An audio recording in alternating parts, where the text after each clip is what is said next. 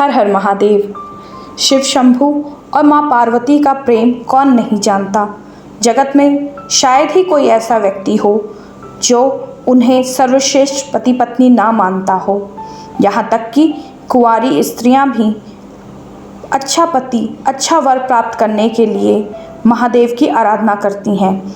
आइए आज हम आपको महादेव के एक ऐसे अद्वितीय पुत्र की कहानी बताते हैं, उसके विषय में बताते हैं, जो कि महादेव का पुत्र तो है परंतु माँ पार्वती उसकी माता नहीं है।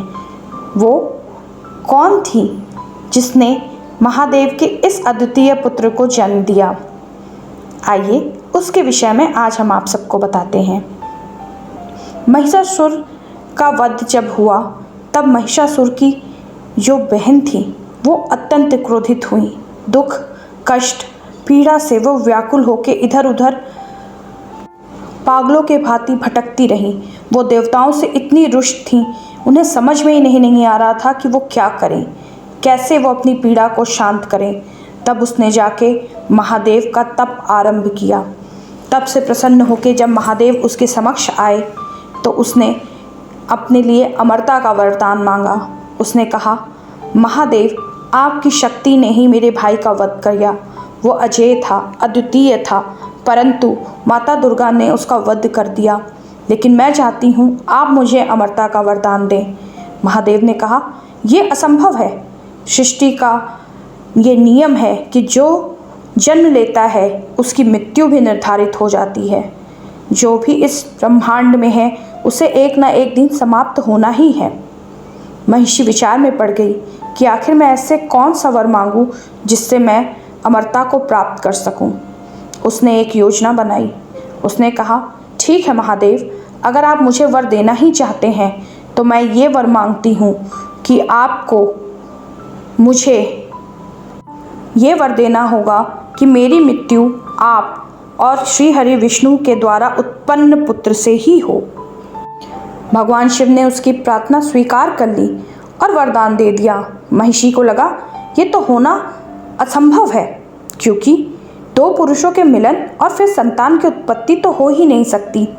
इसी अहंकार के चलते उसने धरती से लेकर देवलोक तक हाहाकार मचा दिया। देवता एक बार फिर संकट में थे। इस बार फिर से देवता भगवान शिव के शरण में पहुँचे। उन्होंने कहा कि आपने जो वरदान महिषी को दिया है उसका कोई तोड़ ही नहीं है।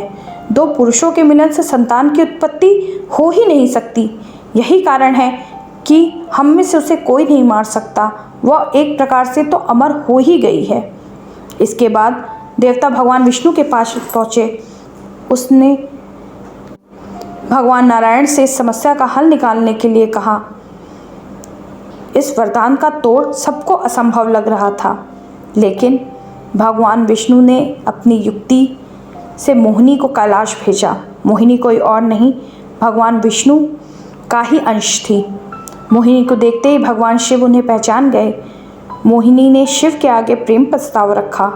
चूँकि शिव योगी थे और काम वासना कभी उनकी कमजोरी हो ही नहीं सकती थी, इसलिए उन्होंने मोहिनी के साथ अपने मिलन के प्रस्ताव को अस्वीकार कर दिया, परंतु मोहिनी के प्रेम की लाज रखी। शिव ने मोहिनी को अपना वीर्य दिया, जिसे पारद भी कहा जाता है। वह बिना संबंध बनाए शिव जी ने मोहिनी को पुत्र उत्पन्न करने के लिए अपना वीर्य दे दिया था। चूँकि मोहिनी विष्णु का अवतार थी, इसलिए इसे शिव और विष्णु का मिलन भी कहा जाता है। पारद के प्रभाव से मोहिनी गर्भवती हुई और उसने एक पुत्र को जन्म दिया। पुराणों में इस पुत्र को हरिहर या मणिकांता के नाम से जाना जाता है। दक्षिण भारत में पूजे जाने भगवान अयप्पा ही हरिहर हैं। अयप्पा शिव और विष्णु की संतान हैं, इसलिए उनमें दोनों देवता की शक्तियाँ समाहित थीं। आगे चल के उन्हीं ने महिषी का वध करके देवताओं को उसके अत्याचारों से मुक्त किया। ये पौराणिक कथा दक्षिण भारत में काफ़ी प्रचलित है, जबकि उत्तर और पूर्वी भारत में भगवान अयप्पा का जिक्र नहीं होता। लोग बहुत कम ही उनके विषय में जानते हैं। दक्षिण भारत के केरल राज्य में साबरीमाला मंदिर है। ये भगवान अयप्पा स्वामी का ही मंदिर है। इसमें उनका वास है। इसके अलावा तमिलनाडु, केरल, कर्नाटका आदि राज्यों में भी आपको अयप्पा भगवान के मंदिर मिल जाएंगे। भगवान अयप्पा के विषय में कहा जाता है कि उनकी पूजा तभी स्वीकार होती है जब व्यक्ति ब्रह्मचर्य का पालन करता हो नियम पूर्वक।